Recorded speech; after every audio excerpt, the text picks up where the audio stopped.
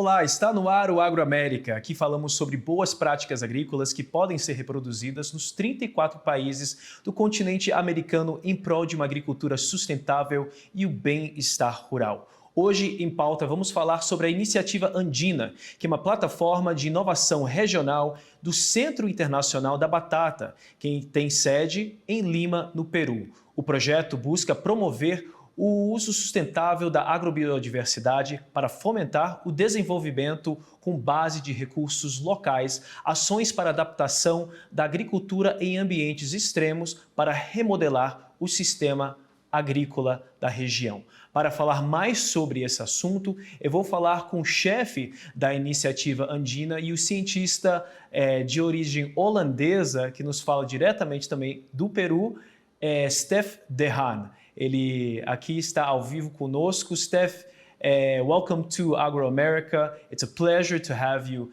on our program, and it's a wonderful opportunity to talk about one of the most important initiatives of the International Potato Center. Welcome. Thank you so much for the opportunity to explain about the program and to highlight the issues that are being faced by the populations in the Andes. Wonderful. Well, I wanted to start out talking about what is the exact purpose and how does the International Potato Center work as a nonprofit organization that tries to connect scientific research with such practical and important measures?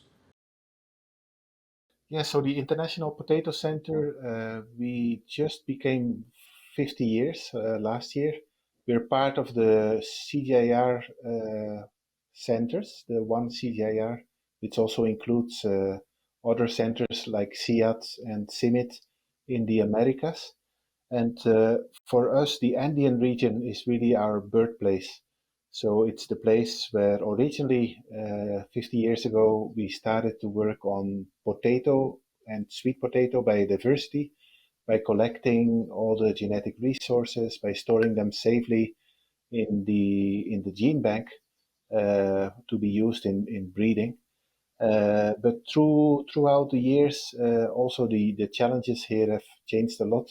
So in the evolution of the institution, we've been working a lot on crop improvement, breeding, making more sustainability happen in the potato value chains, but we notice increasingly that the challenges in the Andean region are beyond a single crop.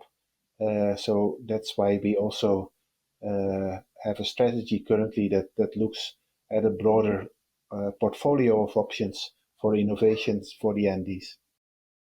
Wonderful. So how does the Andean Initiative work within the purpose of the International Potato Center, and what is the purpose in line with this adaptation that the program tries to build for the population and for the agrobiodiversity in the region? Yeah, so when the Andean Initiative was perceived, the first thing that we did was organize stakeholder consultations with all our partners in the region. That included the national agricultural research programs, but also the ministries of health, the ministries of environment, and also civil society and the NGOs. For the Andean Initiative to be successful, SIP for the moment is basically the convener, but as a platform, we have different institutions that are part of it. And since the beginning, we've put a lot of emphasis in basically creating an enabling environment for people to communicate, to share results, to prioritize new research projects with a focus on the Andes.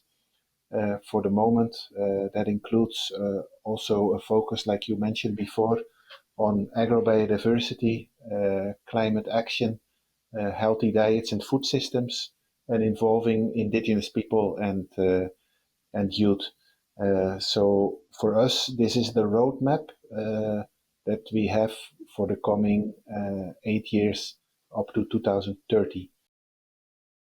So the project today has, the Andean Initiative began with a 10-year goal, right, in order to develop these four fronts that you mentioned.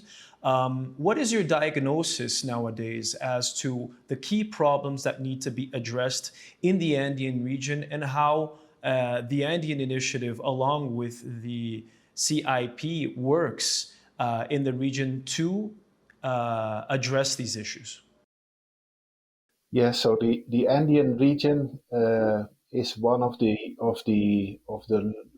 one of the regions that has very particular challenges, no? And of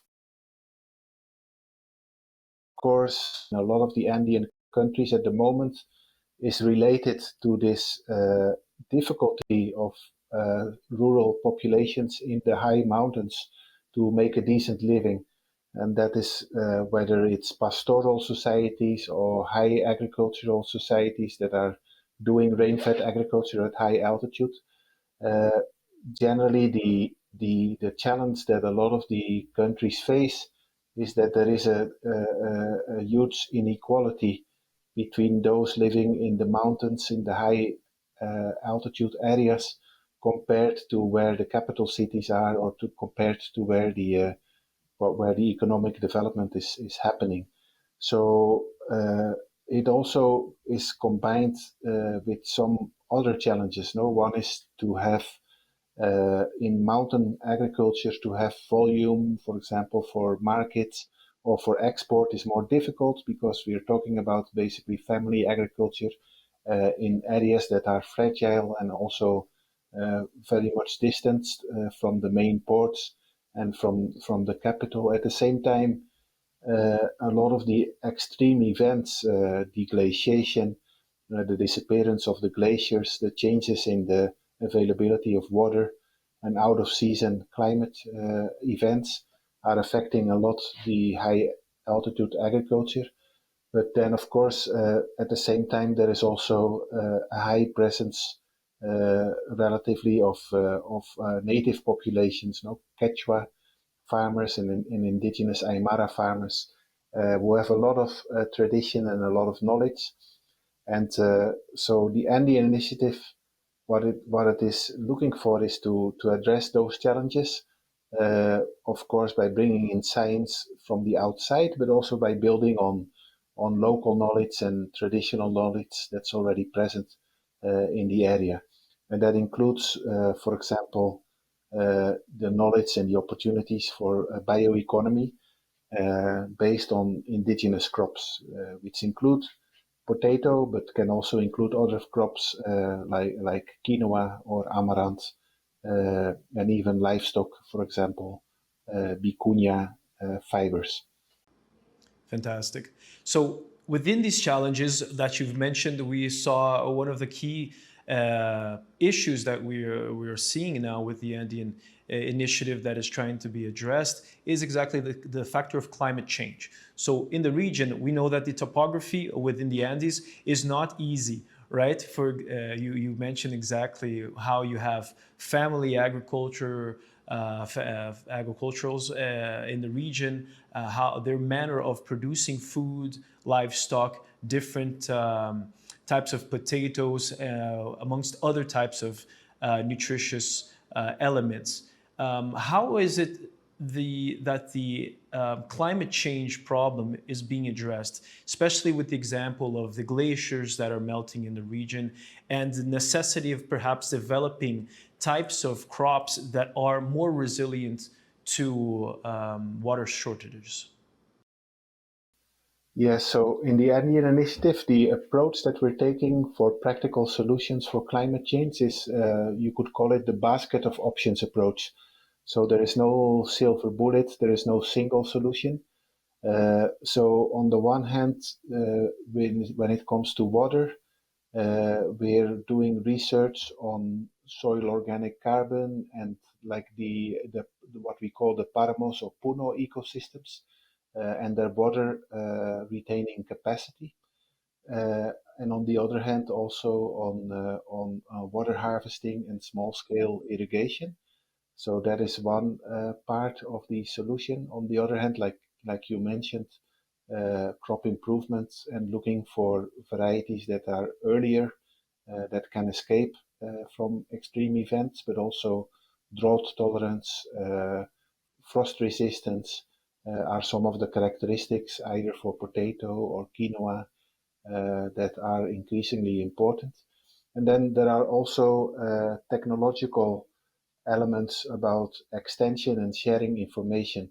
So bringing all the good practices together in a knowledge portal. Currently we, together with the Swiss, one of their projects, which is called the Resilient Andes, we are working on a knowledge portal that includes more than 120 options for farmers to choose from, all the way from irrigation practices, the use of drought-resistant varieties, and also shelters for livestock, for example, in the areas where there is hail or frost, but providing a technological and communication component to bringing all these options through to farmers. And an additional element also includes revaluing or rethinking traditional knowledge, especially in the Andes. There has been a lot of traditional ways to confront climate extremes, and that includes also the use of agrobiodiversity. So, for example, varietal mixtures or doing field scattering. Those type of practices, while they are traditional, they are still fit to help farmers adapt to climate change. So in summary, it's a combination of information technology. It's a combination of water harvesting, irrigation, breeding and crop improvement, combined with traditional and customary practices. That sounds wonderful. It seems like you're able to give a broader interaction between what is found scientifically with your research team and give that information available to the producers in the region, while also being able to foster interaction within their doubts and aid them, I don't know, in real time or at least in short period of time with their challenges with their agriculture. It sounds like that could be the beginning of a form to really improve, as you say, the agriculture systems in the region. How would you address that question of changing this agricultural style? Are we looking at different forms of agriculture, different practices on cultivating traditional crops? Or are we also looking at incorporating newer crops that can be of aid, not only nutritiously, but also economically for these families? So in the case of the Andean Initiative, our main focus is on indigenous crops. And the main reason for that is that the Andes is one of the so-called Vavilov centers. It's one of the areas in the world where people domesticated a lot of local crops, and these hold a huge potential.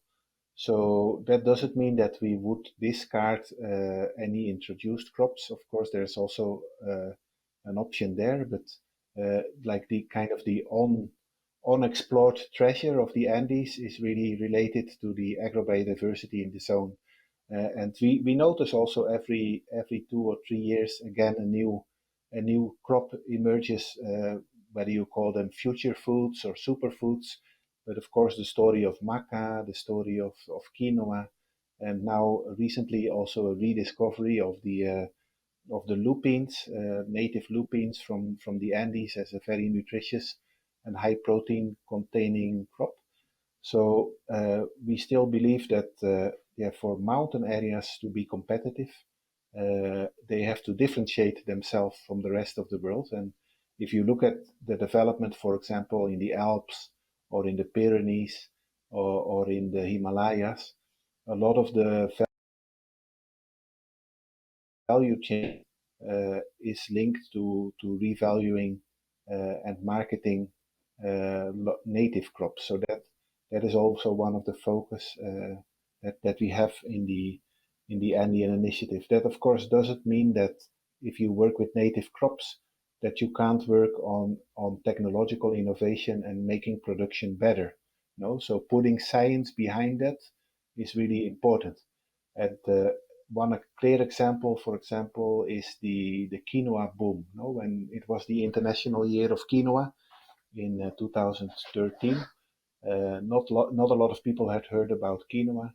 Now we are almost 10 years later, and there is more than 90 countries in the world who are producing quinoa, and all the agricultural programs in Bolivia, Peru, Ecuador are concerned how can they compete with other conditions that are more flat, where people can use tractors, where there is much larger scale production in irrigated conditions. No, and part of the answer lies in the story, and part of the answer lies into not competing with the same quinoa, but competing with quinoa that is black, that is red, that is purple, and that has good agricultural practices, but that's also genetically different from the quinoas that are produced in the other countries where people recently adopted the crop. Wonderful, wonderful. Well, Stef, we're going to go on for a short break. Para você que está nos acompanhando, fique por aí que o AgroAmérica volta após um intervalo.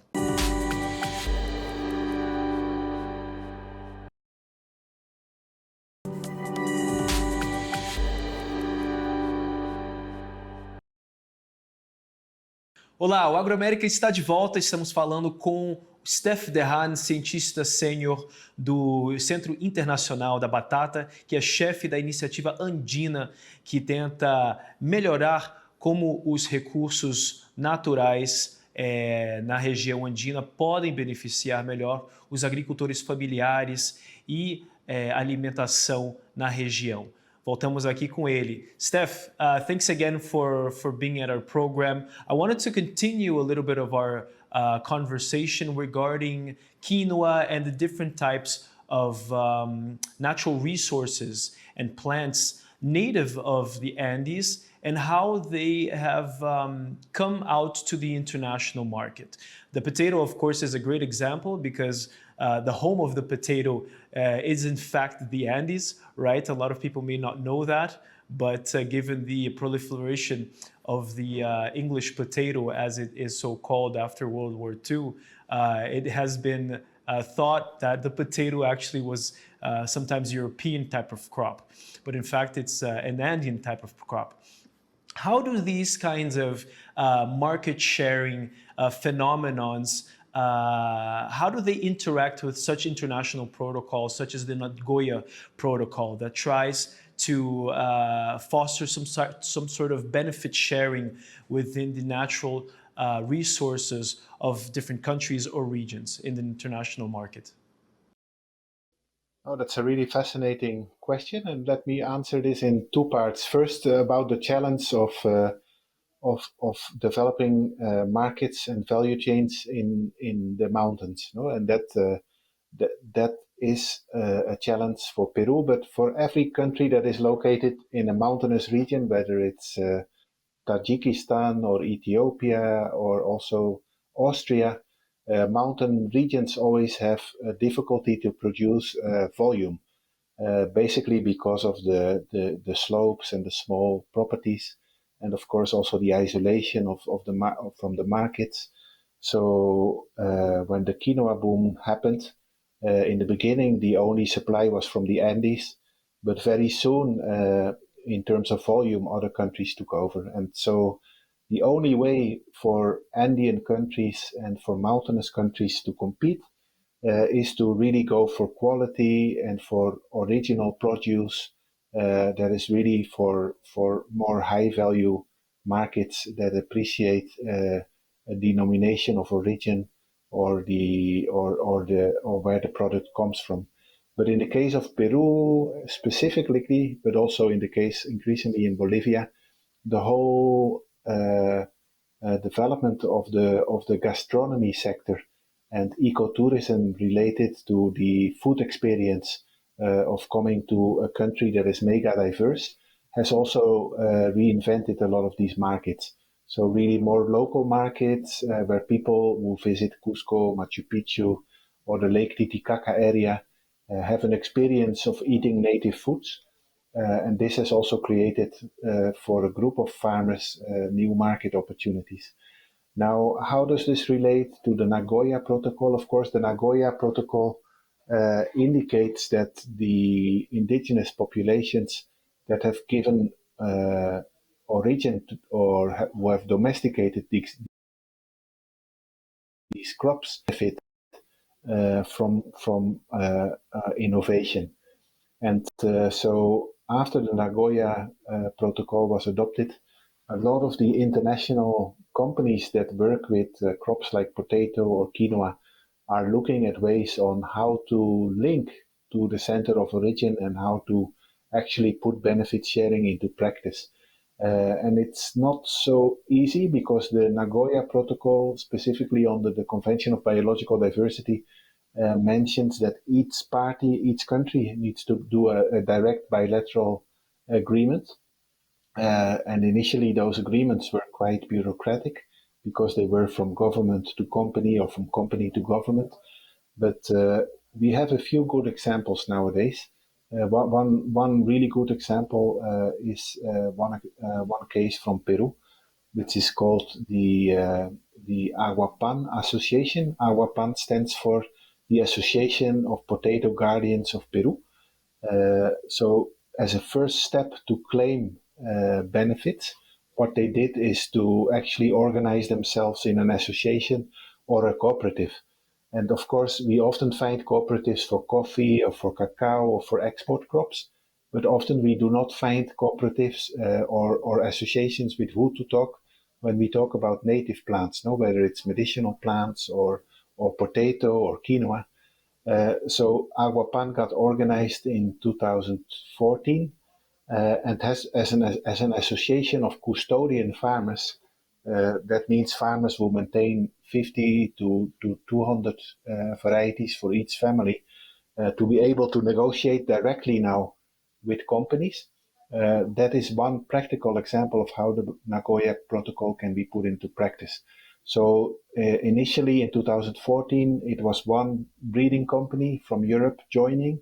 And nowadays there's 3 breeding companies that are directly investing in this fund for potato guardians. And so basically it's a monetary payment for ecosystem services. And the farmers themselves decide how to invest it.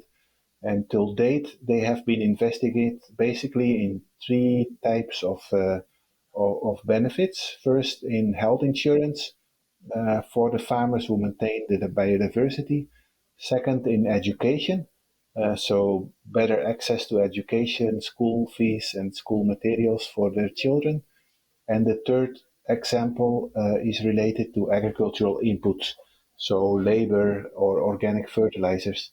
And that experience is also well documented. It was presented last year at the COP15 in Montreal as one success case. And they also have a website, the Farmer Association. It's called aguapan.com. So you can learn a little bit more about that particular experience online. Fantastic.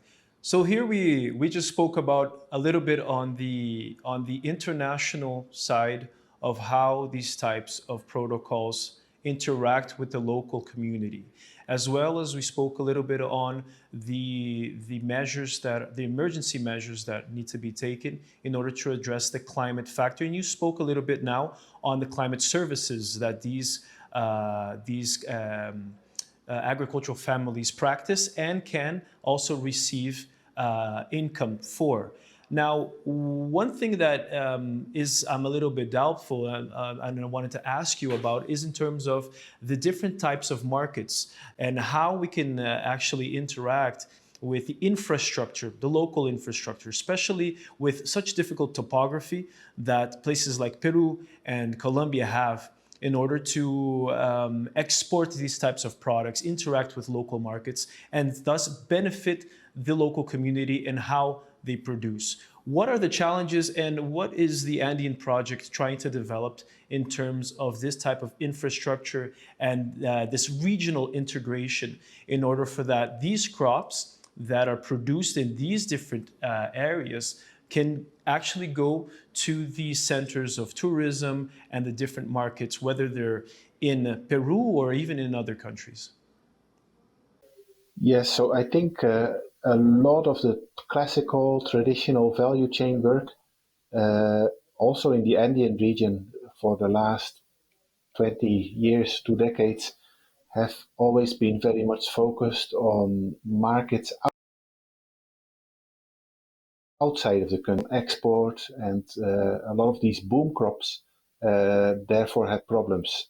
And like you already mentioned, when the quinoa price was very high, there was also a criticism from the nutrition community that a lot of the local communities could not consume quinoa anymore because the price was so high that they couldn't afford it anymore. And it being a nutritious crop, of course, it's important. It's also available for local nutrition because in the Andes we still have a lot of undernutrition and stunting and iron deficiency. On the other hand, if you have certain crops that receive a high price, of course, that extra income can in theory be used to buy other foods that are not easily accessible in other circumstances like fish or vegetables or meat or milk products. But so that is one element of it. So if you have an export crop that is high value, how do farmers invest that extra income into nutrition? And then the other type of market, which is still a niche market, is related to a concept which is called regional food patrimony. So, for example, in Peru, the government has launched since 6 years about 7 what they call agrobiodiversity zones. And those zones are areas where there is a huge potential for conserving the native crops, but also for local cuisine and for ecotourism. So that's a different type of approach to, instead of exporting the food to the urban cities, for bringing consumers from the cities and visitors from abroad to the rural sites to actually try those native foods. So in summary, I think the Andean initiative and a lot of the effort has gone from always thinking about exporting much more to local markets and local opportunities. Fantastic. Stef de Haan, we have unfortunately come to an end of the program. I think there's so much that we can learn from the International Potato Center and the Andean Initiative, especially in terms of how to rethink the agricultural systems to benefit our own communities and then export, benefiting the entire markets, benefiting the nutrition. And it's been a wonderful opportunity to be able to hear you, learn from you, and understand different possibilities for market development and also climate resilient agriculture. Thank you so much for your participation here at the Agro-America program. Really appreciate it. Have a good day and thank you for the opportunity. Para você que nos acompanhou, muito obrigado pela audiência, sempre aprendendo alguma coisa nova aqui no Agro-América. Eu te aguardo no nosso próximo programa e, por favor, acompanhe a programação do canal Agromais.